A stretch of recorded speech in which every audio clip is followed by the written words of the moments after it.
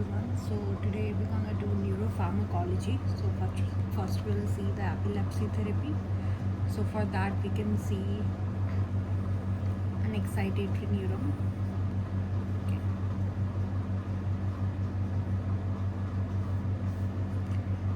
And we see a postsynaptic neuron.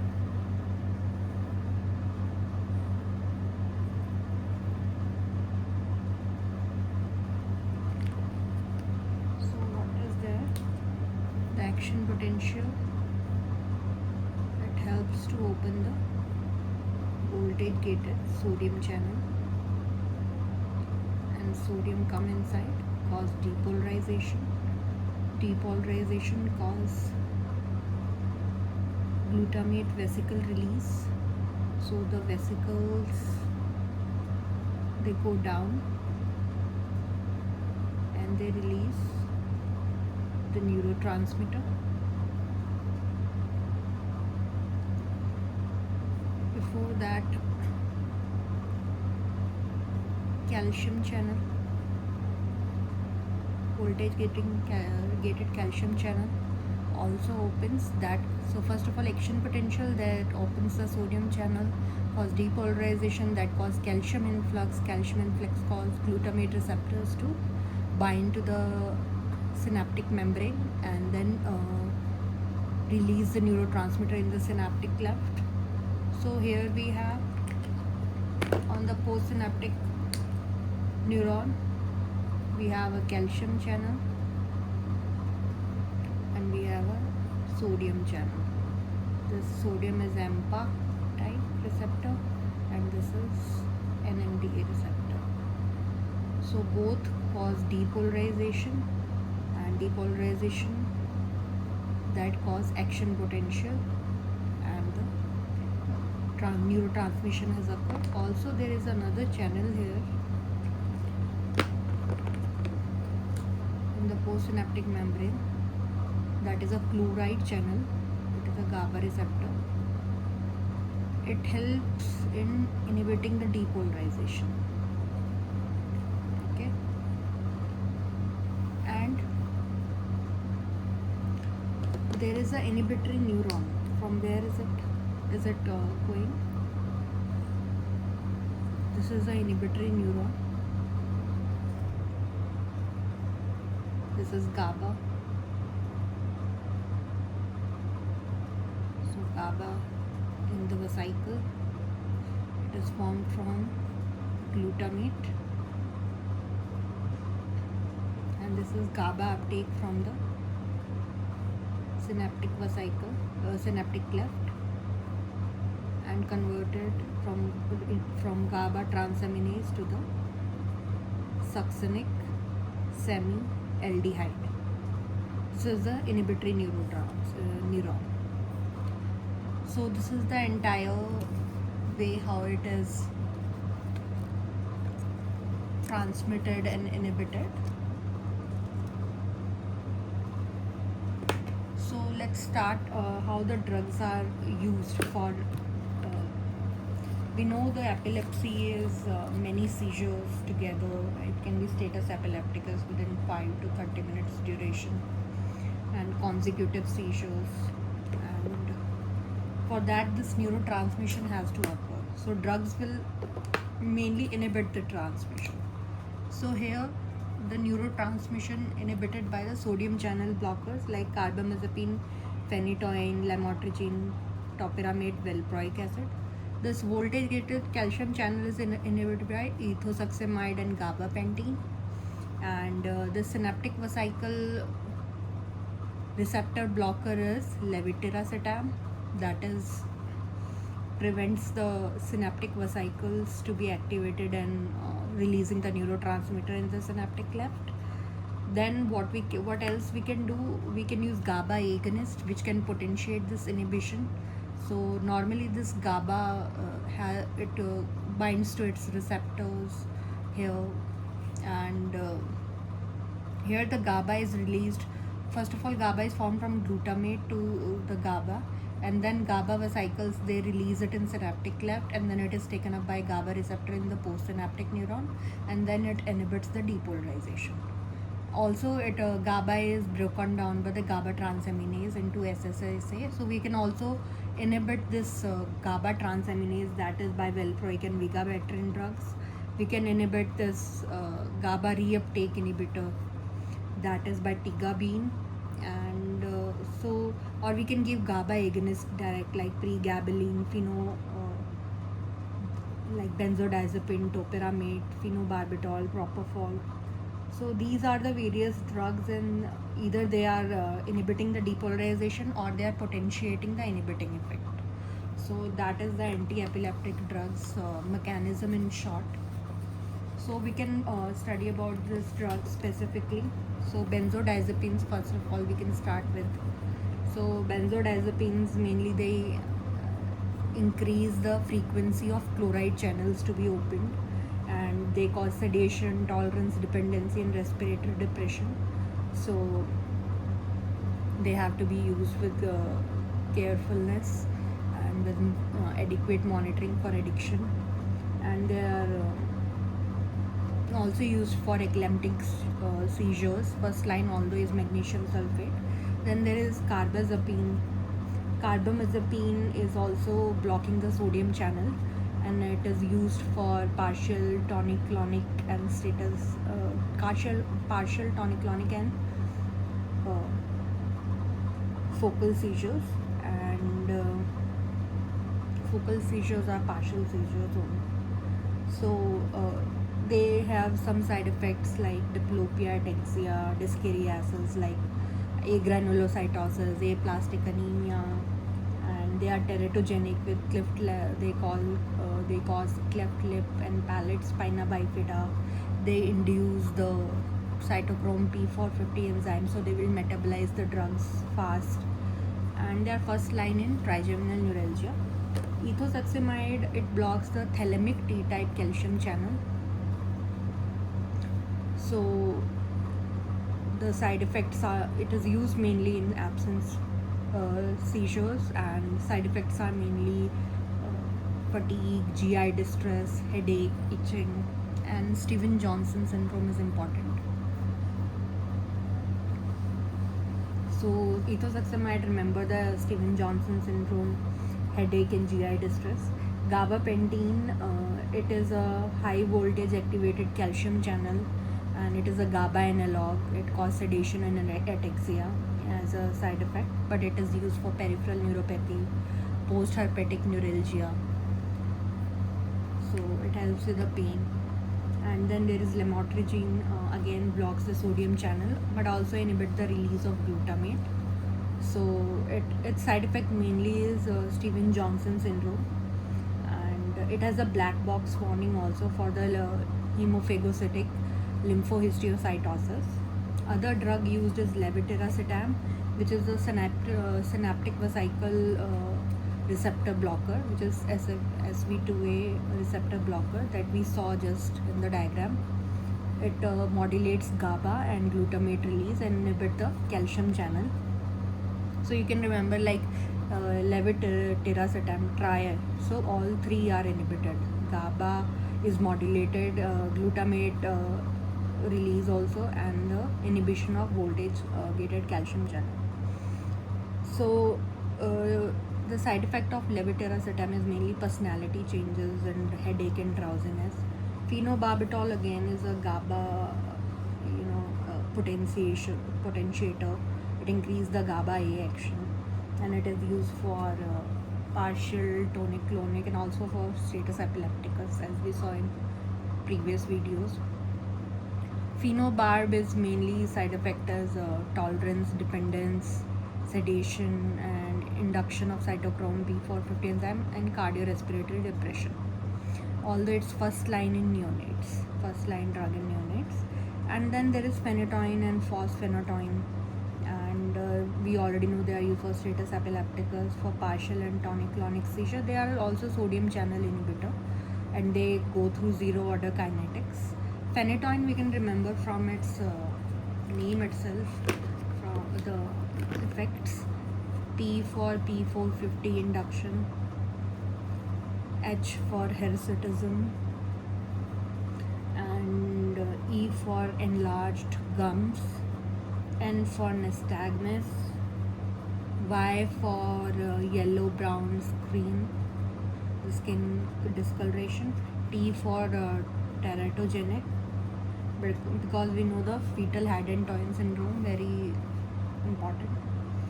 O for osteopenia, and I for inhibit folate absorption, and N for neuropathy. So P450 induction, hirsutism, and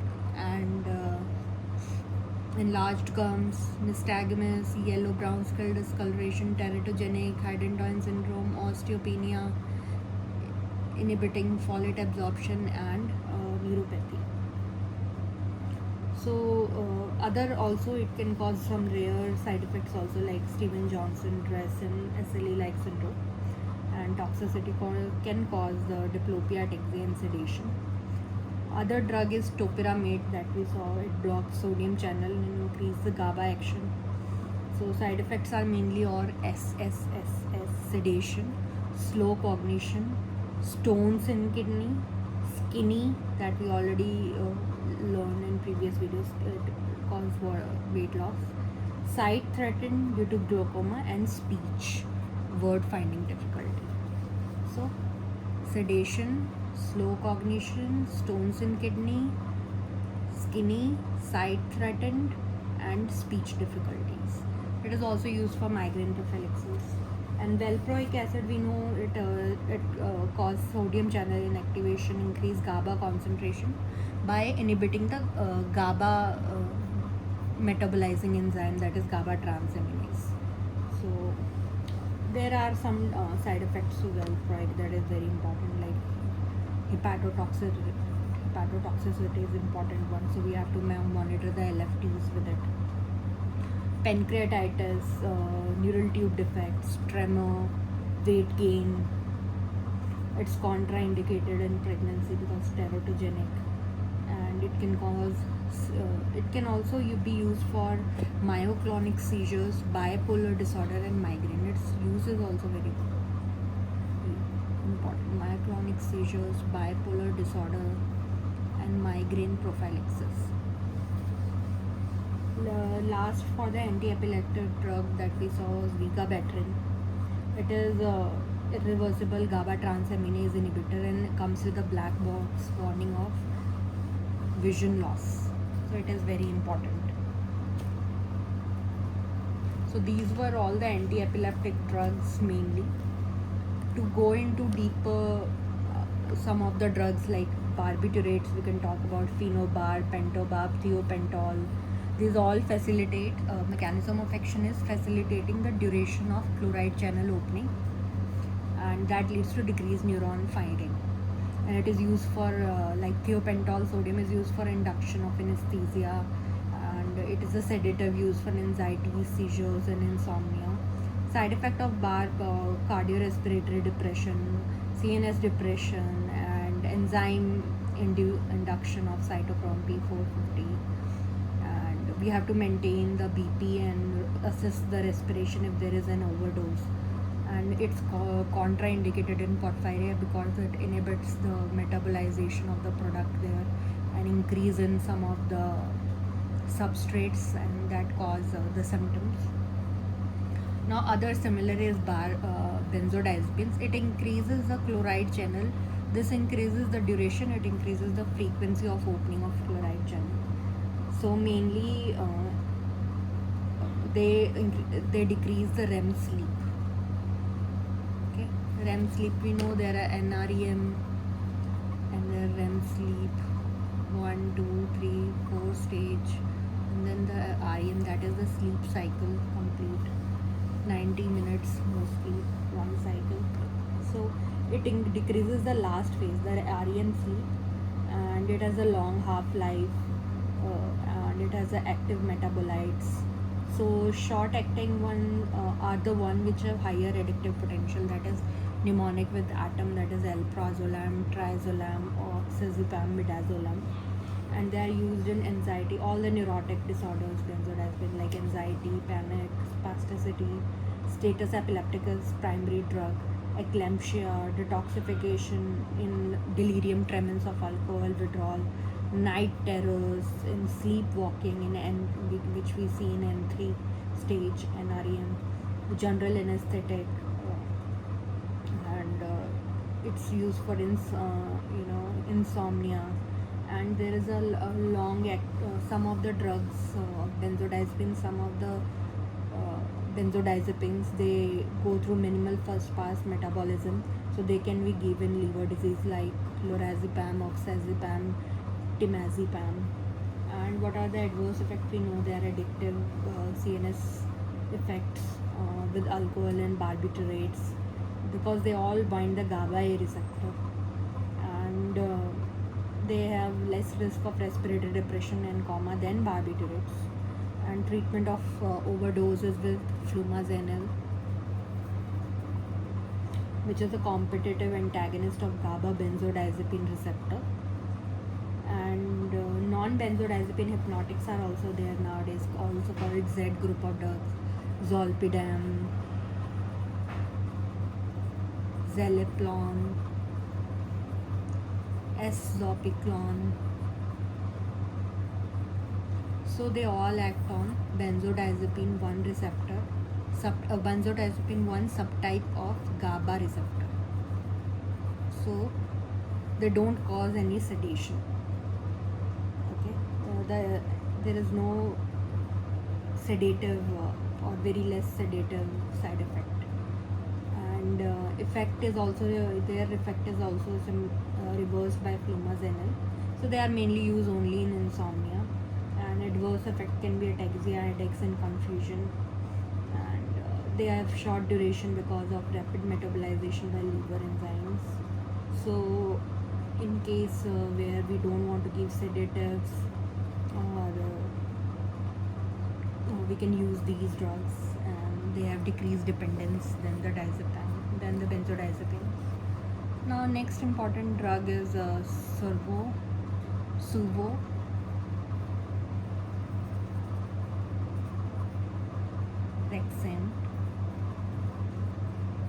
So this is orexin, you can see. So orexin, it acts on orexin. So orexin receptor antagonist. Orexin is decreased in narcolepsy, so that is why there is decreased activation, and they are more sleepy during the daytime. So it is used for this orexin receptor antagonist. It is used for insomnia.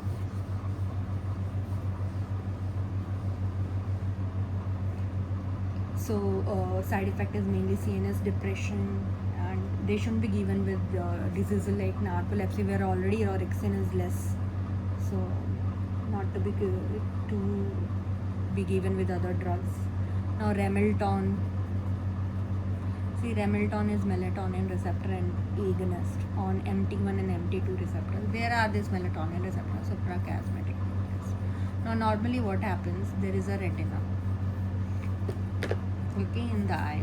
Then daytime, the sun is giving radiations, the retina is feeling the light, and retinophthalmic tract or retinothalamic tract, it goes and inhibits suprachiasmatic nucleus. But at night,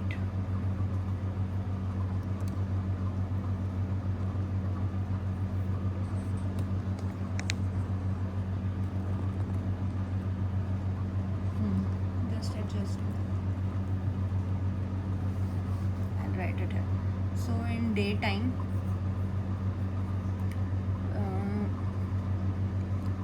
suprachiasmatic nucleus is inhibited because of the stimulation from retina, retinal tract, thalamic tract. It goes and stimulates prevents the suprachiasmatic nucleus secretion. Now in the night time, this retina doesn't get any light from the sun, and the suprachiasmatic nucleus is not getting any retinothalamic tract inhibition. So it is activated, it secrete melatonin, it secrete noradrenergic. Noradrenergic stimulates pineal gland, and that secretes the melatonin, and this melatonin leads to sleep. So melatonin, if we give melatonin receptor agonist, so they mimic this pathway and they induce sleep. So they are used in insomnia, and side effects are mainly nausea, headache, and dependence is not there. Now other drugs are triptans.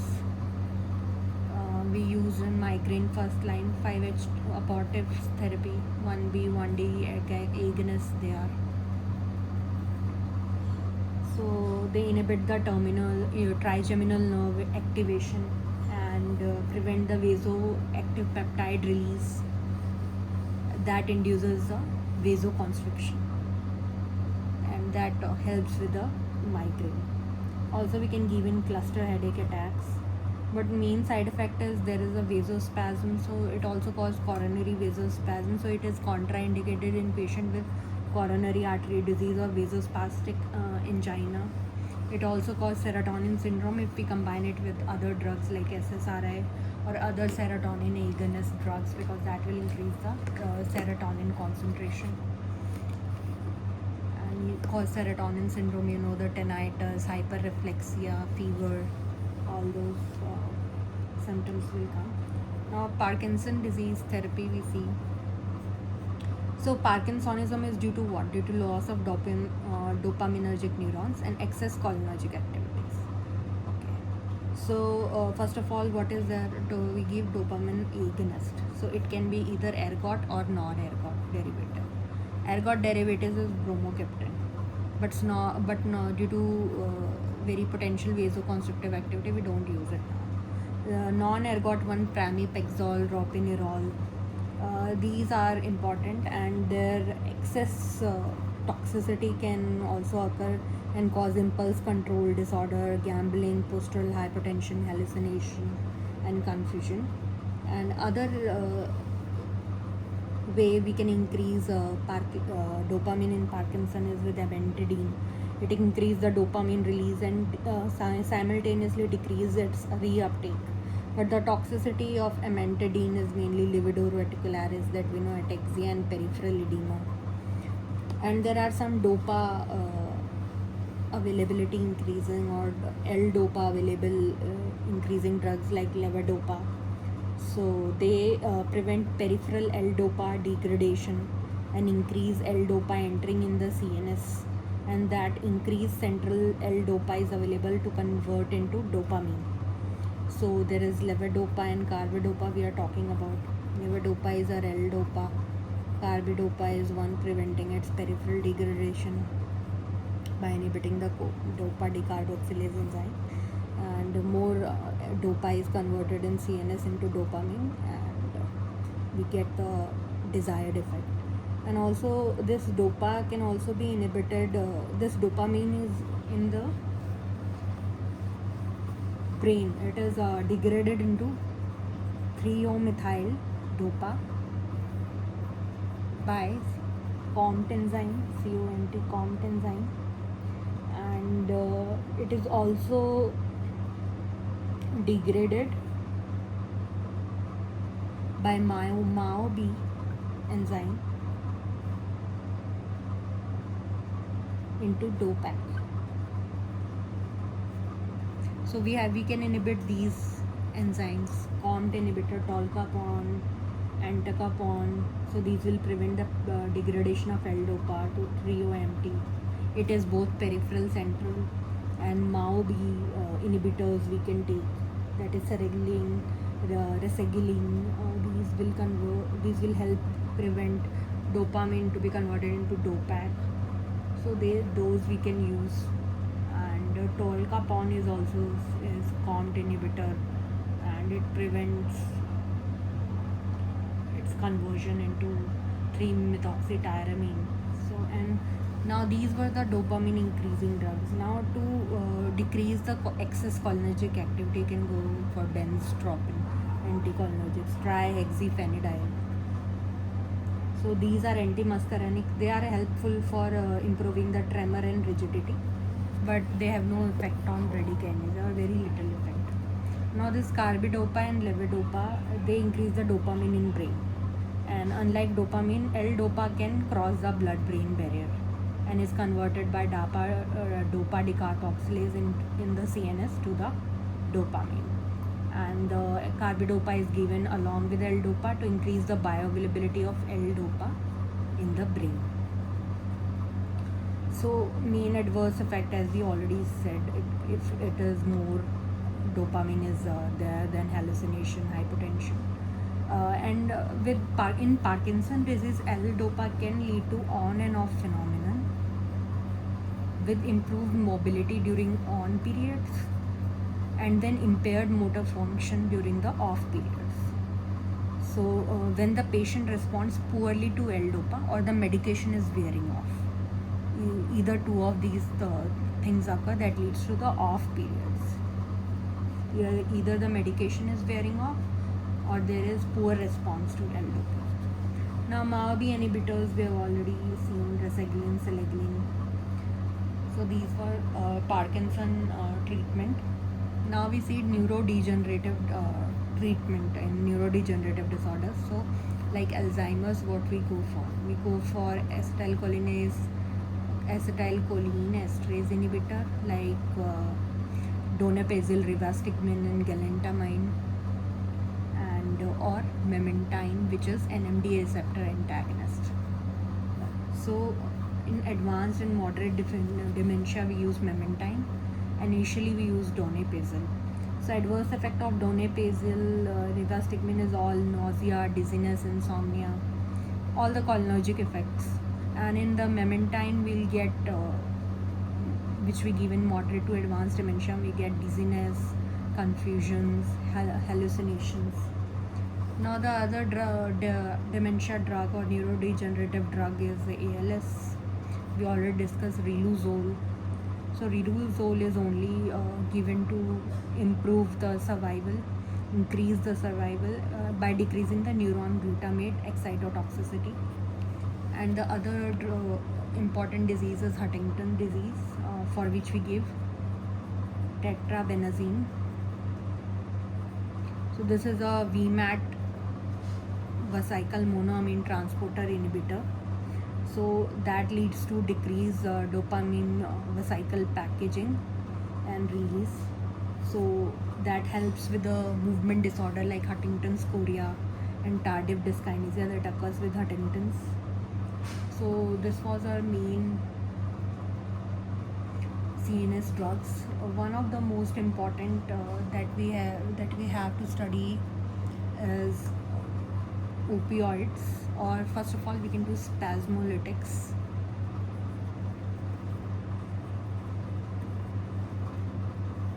Or antispasmodics.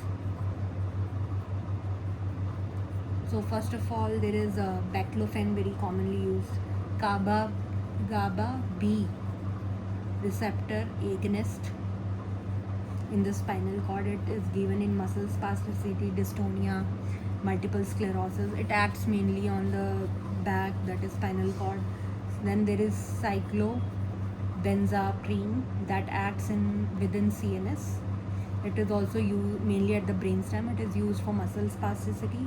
It is centrally acting. It is structurally like TCA, cyclobenzaprine, and it can cause anticholinergic side effects.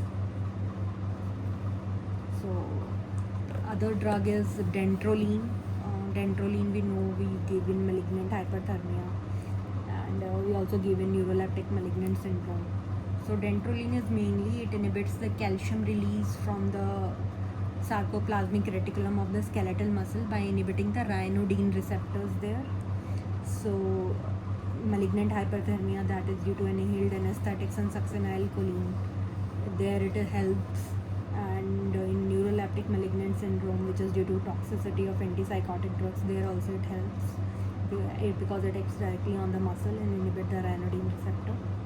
Next important is tizanidine. Not much talked about. It is alpha-2 agonist and it acts centrally. It is used in cerebral palsy, ALS, multiple sclerosis, and muscle spasticity. So it's very important drug. Now the next important drug is opioids that we studied. Opioid analgesics, we know they are agonist at the opioid receptors, that is mu, delta, and kappa. Beta endorphin is on mu, delta, and enkephalin. These are the endogenous opioids. They act on these receptors, and dynorphin acts on kappa, and they help to modulate the synaptic transmission, and they close the presynaptic calcium channel, and they open the postsynaptic potassium channel.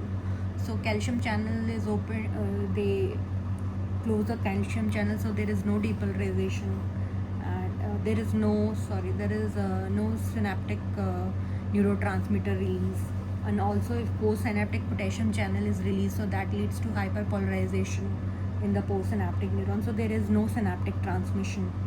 So it inhibits the release of opioids, acetylcholine, norepinephrine, serotonin, glutamate, and substance P.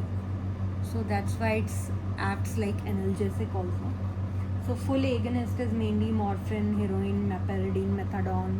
Partial agonist is buprenorphine, and partial agonist buprenorphine, and mixed agonist and antagonist. I have learned a mnemonic in my undergrad, that is do not mix panic vodka. So do not, N is for nalbuphine, mix is for mixed agonist antagonist, panic is pentazocine, vodka is butarphenol. So nalbuphine, pentazocine, and butarphenol is the mixed agonist antagonist, and the antagonists we all know are three: triad, naloxone, naltrexone, and methyl naltrexone. So where they are used for refractory pain, diarrhea. For diarrhea we use diphenoxylate and loperamide, but not in the infectious diarrhea, because the infection will be contained inside, and that is what we know, that can lead to perforation of intestine also. So only in the non-infectious diarrhea. Also used in acute pulmonary edema, maintenance programs for maintenance for the heroin addicts, with methadone and buprenorphine and naloxone together. And what are the adverse effects? Force addiction, respiratory depression, constipation, sphincter of Oddi spasm, and meiosis, and except the meperidine that does mydriasis. And we treat the toxicity of the opioids with naloxone, which is a competitive opioid receptor antagonist, and the relapse is prevented with naltrexone once we have detoxified the patient. Now with the pentazocine and butarphenol and nalbuphine, these are the three mixed agonist antagonists. So pentazocine is kappa agonist and mu antagonist, weak mu antagonist.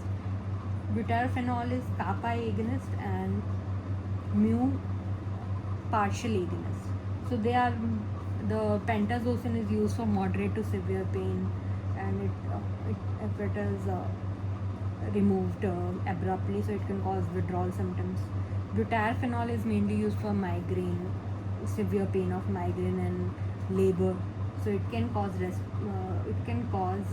some side effects, but less respiratory depression than the full agonist, and they can precipitate withdrawal also.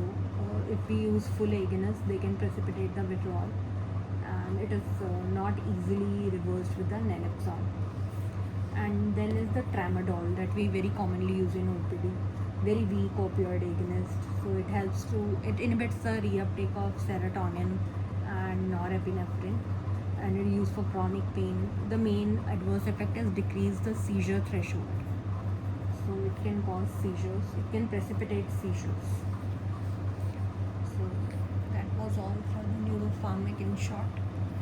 We'll do anesthesia drugs and glaucoma along with the specific pathology that we'll be dealing, like when we'll be dealing the eye specifically. Then we're going to cover the drugs related to the glaucoma